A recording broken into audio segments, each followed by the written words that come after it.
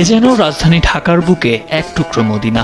মহানবী হযরত মুহাম্মদ সাল্লাল্লাহু আলাইহি ওয়াসাল্লামের বাসস্থান, মুসলিম নারীদের সর্দারিনী হযরত ফাতিমা রাদিয়াল্লাহু তাআলা আনহার ঘর, উম্মুল মুমিনিনদের ঘর, প্রাচীন মসজিদে নববী, মদিনা শহরের প্রাচীন কুয়াসহ কি নেই এখানে।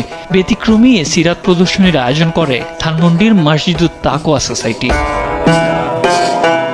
এই প্রদর্শনীতে প্রতীকীভাবে মহানবী সাল্লাল্লাহু আলাইহি ওয়াসাল্লামের যাপিত জীবন তুলে ধরা হয়েছে। প্রদর্শনীতে মাটির ঘর, দৈনন্দিন তৈজসপত্র, পানি রাখার মশক, খেজুর পাতার ছাউনি, খাট এবং তার প্রিয় খাবার প্রদর্শন করা হচ্ছে।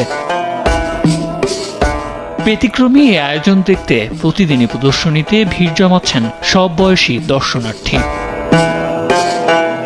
সিরাতের এমন জীবন্ত উপস্থাপনা দেখে মুগ্ধতা প্রকাশ করে দর্শনার্থীরা বলছেন, ব্যতিক্রমী প্রদর্শনী সিরাতের প্রতি গভীর উপলব্ধি অর্জনে সাহায্য করবে।